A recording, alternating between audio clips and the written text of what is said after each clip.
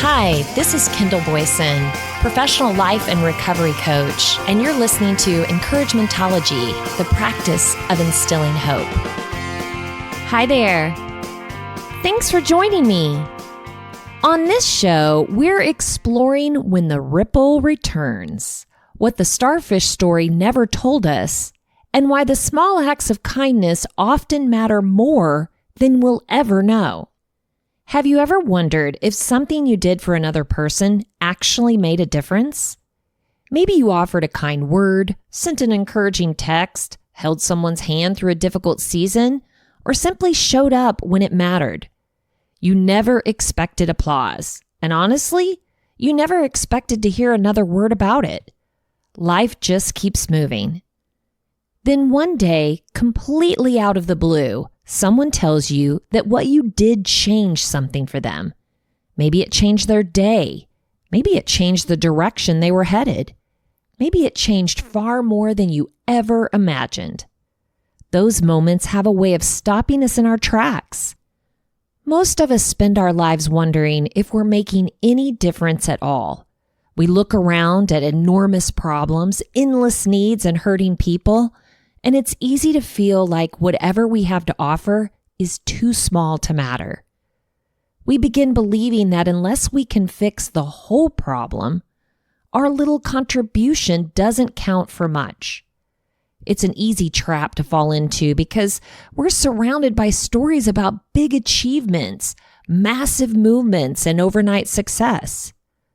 Rarely do we hear stories about the quiet person who simply made one life a little lighter. But what if that's where real influence has been hiding all along? A few days ago, I opened an email that reminded me why Encouragementology exists. A woman wrote to tell me that she'd been struggling for months. On her drive into town, she prayed that she'd hear something that spoke to her heart. She turned on her local community radio station, and one of my episodes happened to be playing. She shared how that message met her exactly where she was, helping her quit the guilt and self-criticism she'd been carrying and reminding her of truths she'd forgotten. As I read her words, I was thinking, wow, look what I did. I was thinking, thank you for telling me, because until that moment, I had no idea that ripple even existed. That email didn't become the reason I create this podcast. I'd already decided that years ago. It didn't validate my worth or suddenly make the work meaningful. The work was already meaningful because helping one person has always been enough. What the email gave me was something different. It gave me the privilege of seeing a ripple that had been invisible. And that changed me. Not because I got something back, but because it reminded me that so much of the good we do continues long after we've walked away. I think we often underestimate the power of encouragement because we rarely get to witness its destination. Most acts of kindness disappear from our view the moment we offer them. We don't know what happened after the conversation ended. We don't know if the smile changed someone's day, if the invitation kept someone from feeling alone, or if the words we almost didn't say became exactly what another person needed to hear. Maybe that's why so many people stop trying. Not because they don't care, because they can't see the impact. Today, I want to tell a story that's been shared for decades. It's called the Starfish Story.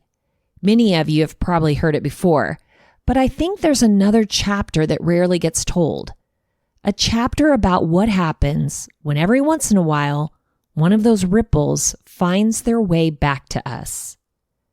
Not so we'll seek recognition or give in order to receive, but so we'll remember that no act of kindness is ever small as it seems. Sometimes the greatest gift isn't knowing that you changed the world. Sometimes it's discovering that you helped change one person's world and realizing that was enough all along.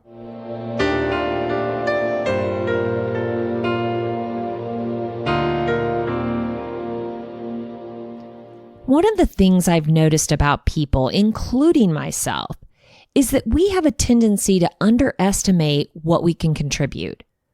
We look at a problem and almost without realizing it, our brains begin to do the math. If there are thousands of people hurting, what difference can I possibly make? If there are millions of dollars needed, what good is my $20? If loneliness is everywhere, what difference does one conversation make? Before long, we convince ourselves that because we can't do everything, we shouldn't do anything. It's an interesting way of thinking because we rarely apply it anywhere else in our life. If your house needed cleaning, you wouldn't refuse to wash one dish because you couldn't clean the entire kitchen. If your doctor told you that walking for 15 minutes a day would improve your health, you wouldn't say, well, if I can't run a marathon, why bother?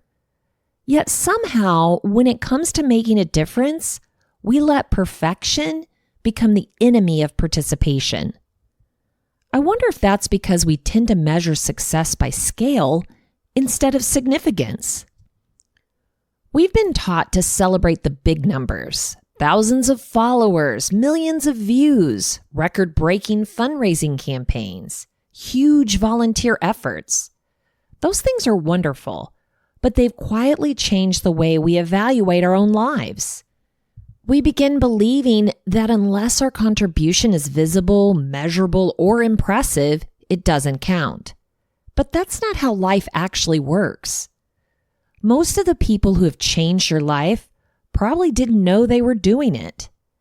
Think about that for a minute. Maybe it was a teacher who believed in you before you believed in yourself. Maybe it was a coach who wouldn't let you quit. Maybe it was a neighbor who checked in after you lost someone you loved.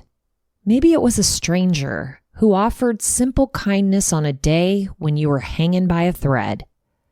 I doubt any of those people woke up that morning thinking, today I'm going to change someone's life. They were simply present. They noticed, they acted. And because they did, you're still carrying a piece of them today. I think we've unintentionally created a culture where awareness has become a substitute for action. We know about more needs than any generation before us. We can see disasters unfold in real time. We hear about injustice, loneliness, poverty, illness, and heartbreak from every corner of the world. While that awareness is important, it can also become overwhelming. The sheer size of the world's problems can leave us feeling powerless, as though our small efforts could never possibly matter. But maybe that's because we're asking the wrong question. Instead of asking, can I solve this? What if we asked, can I help someone? Those are very different questions.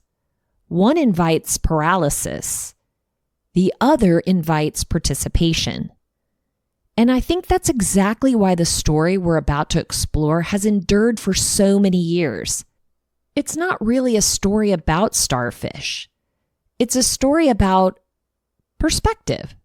It's about what happens when one person refuses to let the size of a problem determine the size of their compassion. Because the truth is, history isn't changed only by people who influence millions.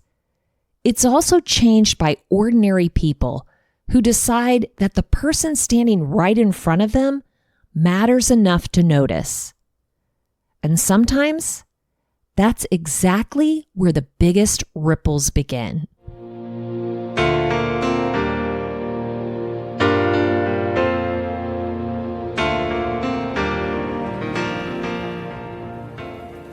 The story that's often called the Starfish Story was adapted from an essay by anthropologist Lauren Isley called The Star Thrower. If you've never heard it, it goes something like this. A man is walking along a beach after a storm. Thousands of starfish have washed ashore, stretching as far as he can see. As he walks, he notices a young boy bending down, picking up one starfish at a time and tossing it back into the ocean. The man finally stops and says, "Why are you doing this? There are thousands of starfish. You can't possibly make a difference." The boy bends down, picks up another starfish, throws it into the water, and replies, "It made a difference to that one." It's a simple story, and that's probably why it's lasted for generations. We hear it and immediately understand the point. Individual lives matter. But I think there's another layer that often gets overlooked. The man wasn't wrong about the size of the problem. There really were thousands of starfish. The boy wasn't pretending he could save them all. He simply refused to let the size of the problem determine whether he would act. That's an important distinction. Sometimes we spend so much time calculating what we can't accomplish that we never begin what we can. Author and leadership expert John Maxwell has said, "One is too small a number to achieve greatness, but one is always enough to begin." I love that because it shifts our focus. We don't have to finish everything today. We just have to begin where we are. There's another quote that has stayed with me over the years from Mother Teresa. She said, "Not all of us can do great things, but we can do small things with great love." Notice she didn't say small things don't matter. She said love changes the value of the thing itself. A small act offered with genuine compassion is never actually small. And then there's something researchers have observed that psychologists call prosocial behavior. Study after study has shown that helping other people doesn't just benefit the person receiving the kindness. It also increases the helper's sense of purpose, connection, and well-being. We simply call it a helper's high. It's not because we're giving in order to receive something back. It's because generosity reminds us that we're connected. It pulls us out of isolation and into community. I think that's one of the beautiful things about encouragement. It's one of the few gifts that grows while it's being given. When you encourage someone, you've already succeeded, even if you never hear another word. And every once in a while, you get the unexpected privilege of seeing where one of those ripples land. Those moments aren't the reason we keep throwing starfish. They're simply beautiful reminders that we should never stop.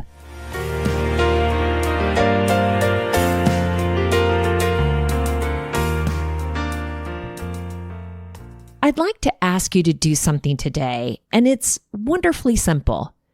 I want you to think of just one person, not a whole group of people, not an entire cause, not all the problems of the world, just one person whose face comes to mind as we're talking. Don't dismiss the first name that pops into your head, because I found that it's often the person we're meant to notice. Maybe it's someone who has been unusually quiet. Maybe it's someone who always seems to be taking care of everyone else. Maybe it's a neighbor you haven't seen in a while, or a coworker who looks exhausted, or a friend you've been meaning to call. Whoever it is, just hold that person in your mind for a moment. Now ask yourself, what could I do that would let this person know they're not alone? I love that question because it immediately changes the way we think. We stop trying to solve someone's life and start looking for a way to enter it. Maybe it's a phone call or a handwritten note. Maybe it's inviting them to lunch or simply saying, "I've been thinking about you." We often underestimate how powerful it is for another human being to know they crossed someone's mind. I think that's because we've somehow convinced ourselves that changing a life has to look dramatic. It doesn't. In fact, if you think about the people who've made the biggest difference in your own life, chances are they didn't perform some extraordinary act. They noticed you. They listened, encouraged you. They believed in you before you believed in yourself. They showed up consistently. Looking back, those moments may seem small, but they weren't small to you. They became part of your story. There's something else I'd like you to consider. Imagine that 6 months from now, that person tells someone, I was really struggling during that season, and then out of nowhere, someone reached out. They may never mention your name. They may never tell you that your phone call, your invitation, or your kind words arrived at exactly the right moment. Most of the ripples we create continue long after they've left our sight. And maybe that's why we shouldn't measure our kindness by what comes back to us. Most of the time, we'll never know the full impact we've had, and that's okay. Kindness was never meant to be an investment expecting a return. It's meant to be an expression of who we are. Every once in a while, life gives us the incredible gift of seeing one of those ripples come back to us. And when it does, it reminds us that the seeds we almost forgot we'd planted were growing all along. But even when we never see the harvest, the planting still matters. So today, don't worry about the entire beach. Don't carry the weight of fixing everything that's broken. Just notice the one person life has already placed in front of you. Because the world doesn't change all at once. It changes one conversation, one act of kindness, one encouraging word, one faithful decision at a time. And somewhere, perhaps without you ever knowing, another ripple begins.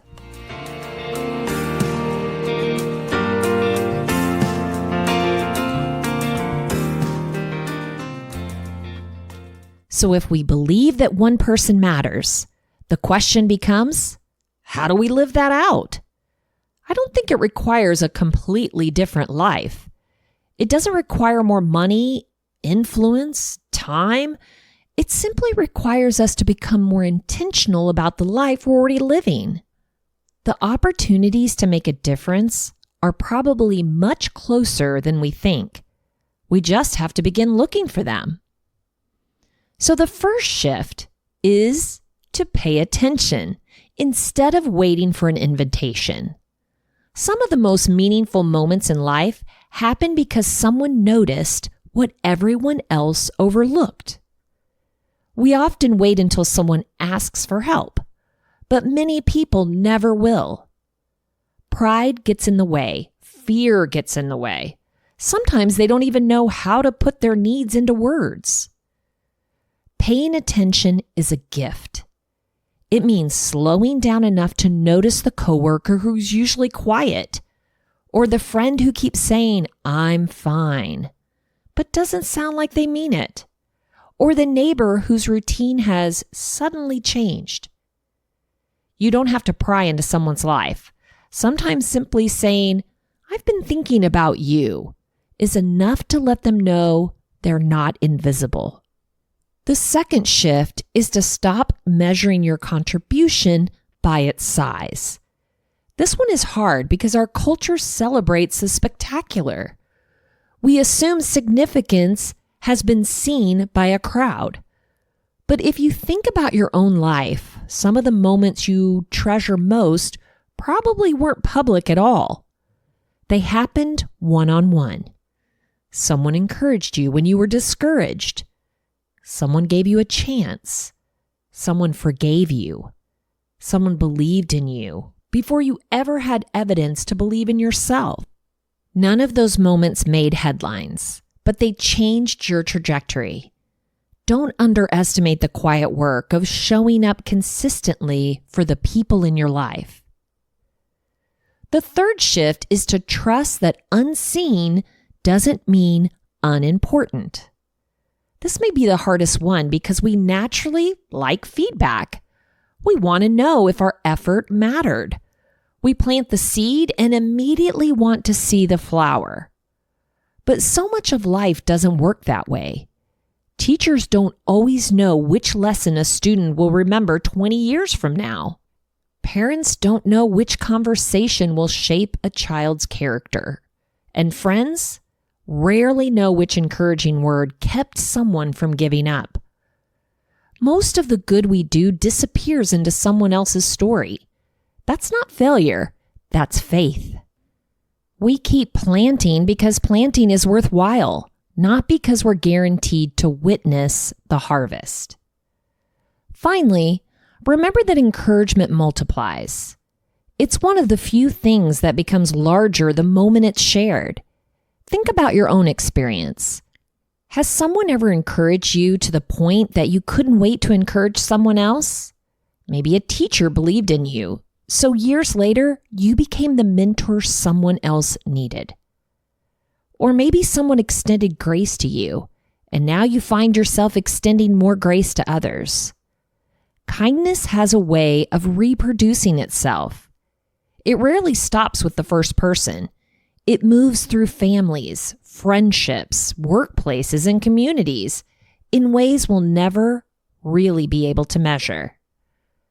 I think that's why I continue to believe in encouragement after all these years. Not because I expect every ripple to come back, but because I've seen enough of them to know they exist. Every once in a while, life pulls back the curtain and lets us see where one landed. Those moments are beautiful. Not because they validate what you've done, but because they remind you that what looks so small in our hands became something much larger in someone else's life. Maybe that's the invitation today. Don't spend your energy wondering whether you're making enough of a difference. Instead, ask yourself a simpler question. Who can I encourage today? Because you may never know how far that ripple will travel, but you can trust that it won't end with you.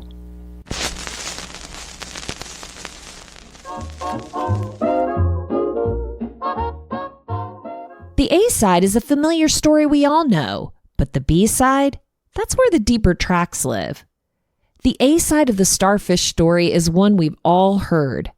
Help one person make a difference where you can. Don't let the size of the problem stop you from taking action. It's a beautiful lesson, and it's one worth remembering. But I think there's another side to the story. What if the greatest change doesn't happen only in the person receiving the kindness? What if it also happens in the person giving it? Not because they're hoping for something in return, but because kindness has a way of quietly shaping the heart of the person who practices it. I've noticed something over the years. The people who are consistently generous with encouragement don't necessarily have easier lives. They aren't free from disappointment or loss. They don't wake up every morning overflowing with optimism. They've simply made a decision about the kind of person they want to be, regardless of what's happening around them. That's a subtle but important difference. They're not kind because life is easy. They're kind because kindness has become part of their identity. And every time they choose it, they're becoming a little more like the people they hope to be. That's the ripple we don't often talk about. Every encouraging text changes two people. Every act of forgiveness changes two hearts. Every moment of compassion leaves fingerprints on both lives. No genuine act of kindness leaves the giver untouched. Now, I want to be careful here because this isn't a message about giving so you'll get something back. That's not generosity. That's transaction.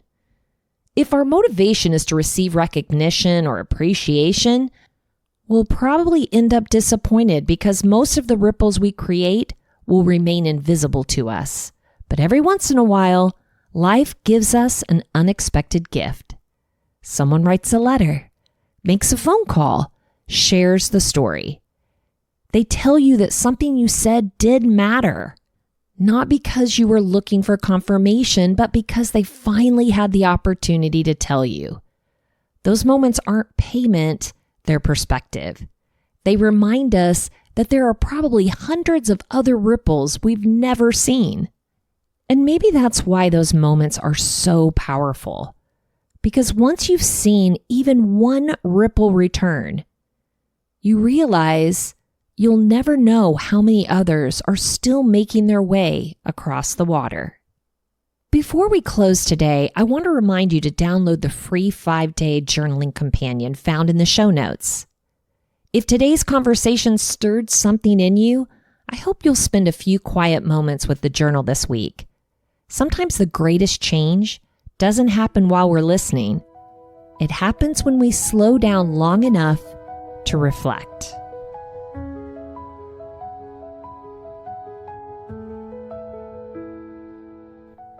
Today, I will release the belief that my value is measured by the size of my influence.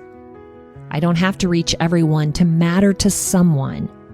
I don't have to solve every problem to bring hope into one moment. I can trust that the opportunities placed in front of me are enough for today. When I become overwhelmed by the needs of the world, I will remember that I was never asked to carry the whole beach. I was simply invited to notice the people life has already placed in my path. My kindness doesn't have to be extraordinary. It only has to be genuine. I also let go of the need to know how every story ends. There are conversations I'll never hear about, prayers I'll never know were answered, and seeds I'll never watch grow into trees. That's okay. My responsibility isn't to manage the harvest. It's to faithfully plant the seeds I've been given.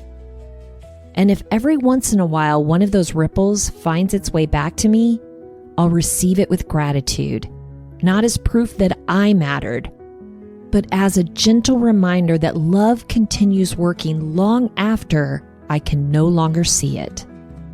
I'll let that unexpected encouragement renew my hope, deepen my gratitude, and strengthen my resolve to keep showing up for others without expecting anything in return.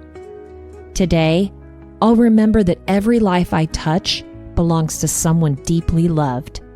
Every act of kindness has a story beyond what I can see, and every seed planted in love has the potential to grow in ways I'll never fully understand.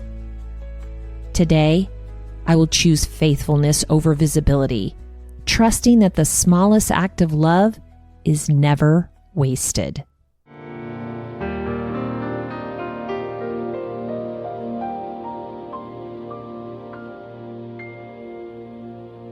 If you want to share Encouragementology with a friend who needs to know they're not alone in this journey of self-discovery, you can visit Encouragementology.com or anywhere you stream your content to receive this episode and all others. Check out the show notes for the 5-day journaling companion. So I challenge you, become someone's starfish. Don't wait until you have the time, the resources, or the perfect opportunity.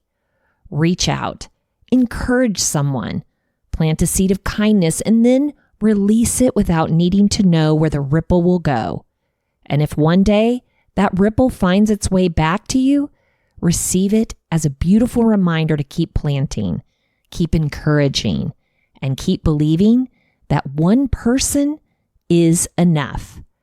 I know you can do it. Thank you for listening to Encouragementology with Kendall Boyson, where we find positive ways to handle some of life's challenges. I stumbled through until the path was clear. That's when I found you and how I wound up here. All I needed was a rock that I could lean on. All you needed was some wind beneath your wings. We might be seeing things from different points of view, but that don't mean a thing. You and I, we were meant to be. I was made for you, you were made for me.